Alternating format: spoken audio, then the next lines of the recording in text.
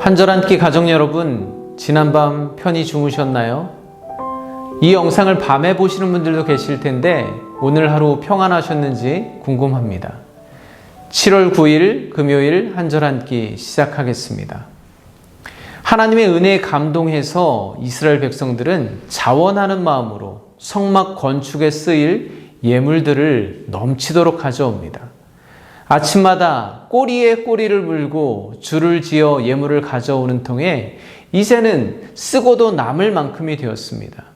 오죽하면 모세가 이제는 그만 가져오라고 백성들에게 공포할 정도까지 되었습니다. 말장난 같지만 이들이 지금 있는 이곳 광야는 자원이 절대적으로 부족한 곳입니다. 그러나 하나님을 향한 그들의 자원하는 마음만큼은 결코 부족함이 없었다는 것이죠. 저는 이 상황을 상상하며 저 자신을 잠시 돌아보게 되었습니다. 지금 하나님은 저에게 참 많은 자원과 소유를 이루게 해주셨습니다. 물론 물질적이고 환경적인 부분만을 말하는 것은 아닙니다. 하지만 그것을 하나님께 자원하여 헌신하기를 주저하고 망설이고 있는 제 모습을 자주 발견하면서 참 많은 부끄러움을 느끼게 되었습니다. 제가 목회자가 되려고 소원했던 이유 중에 하나는 하나님의 일을 하는 것, 교회 일을 하는 것이 너무나도 행복했기에 평생 하나님을 섬기고자 했습니다. 그런데요, 지금은 그렇게 소원하던 목회자가 되었는데 이제는 얼마든지 다른 일 하지 않고 목회에만, 하나님을 섬기는 일만 열심히 하면 되는데, 그런데 자원하면서 기쁨으로 헌신하지 못하고 있는 제 모습을 또 발견하면서 도대체 왜 그러지 못하는 걸까? 수도 없이 질문을 하게 됩니다.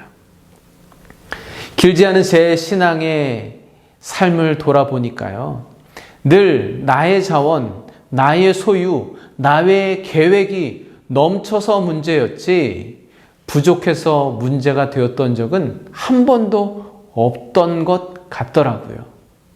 남들보다 물질도 능력도 부족할 때에는 하나님께 드릴 것이 너무나도 적어서 죄송스러웠습니다. 내가 무엇으로 은혜를 갚을 수 있을까? 무엇이든 할 수 있는 것이면 더 헌신하고 더 자원하고 더 섬기려고 힘썼는데 이제는 하나님께서 주신 것들만으로도 이전보다 더 자원할 수 있고 헌신할 수 있게 되었음에도 불구하고 그것이 내 것이라고 착각하고 내 소유를 빼앗기는 양 이 움켜진 손을 펴보지도 못하고 주저앉아만 있는 저의 영적인 교만함과 나태함을 돌아보게 되었습니다. 네, 오늘 왜 이렇게 시작부터 회개하게 되는지 모르겠습니다. 오늘 본문을 보도록 하겠습니다. 오늘은 성막의 덮개, 휘장, 널판 등 성막의 전체적인 구조와 틀을 제작하는 방법을 소개하고 있는 내용입니다.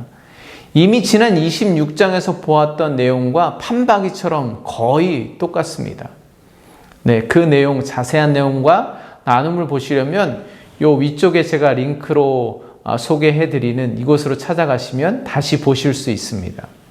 네, 성경도 지금 저처럼 실제 성막의 제작 및 조립 방법은 28장 설계도를 참고하세요 라고 그렇게 언급하고 넘어가면 되는데 왜 굳이 똑같은 내용을 반복해서 오늘 본문에 싣고 있을까요?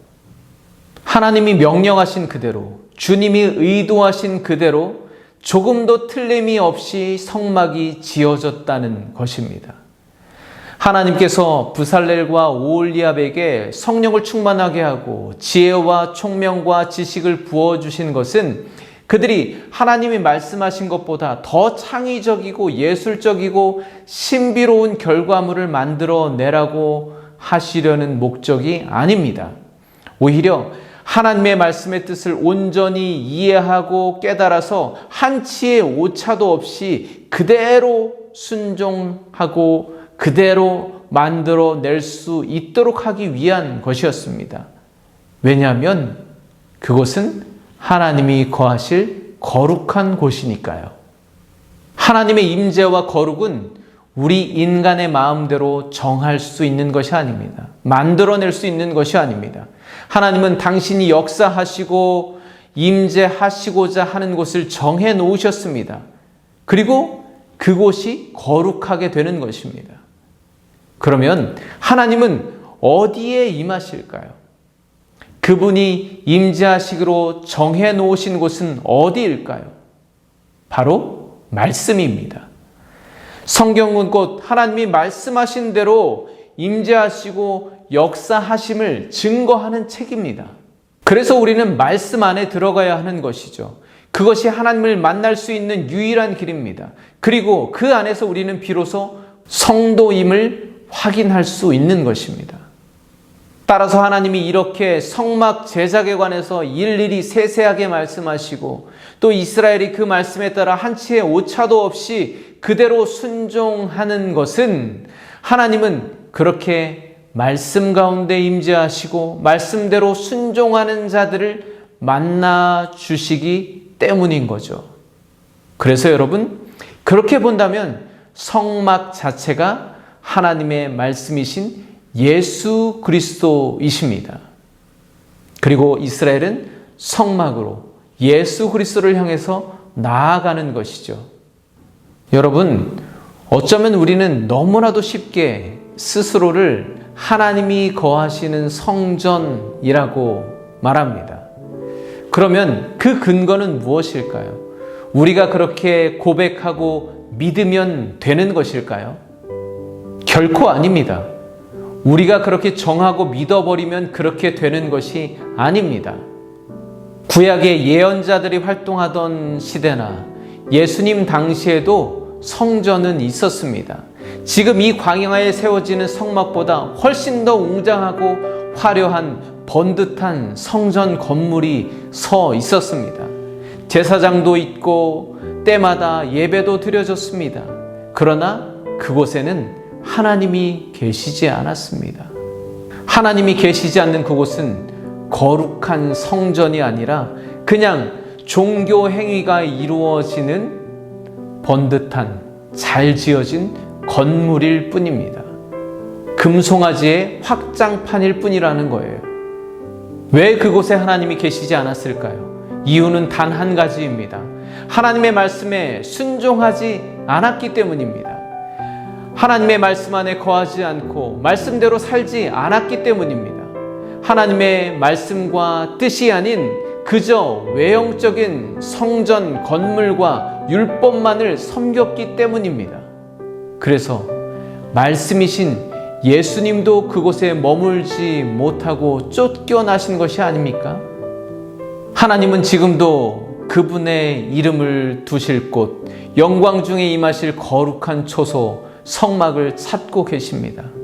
그곳은 바로 여러분의 삶이고 교회이고 가정입니다. 그러면 여러분의 삶은 무엇으로 세워지고 있나요? 과연 정말 하나님의 말씀대로 세워지고 있습니까? 오늘 한 절 한 끼 가족 여러분들은 오직 하나님의 말씀대로 틀림이 없이 하나님의 뜻에 한치의 오차도 없이 순종하시기를 바랍니다. 그렇게 말씀을 따라 주님이 주시는 마음의 합한 자로 살아내셔서 하나님이 거하실 거룩한 성막으로 새롭게 지어지시기를 진심으로 간절히 축복합니다.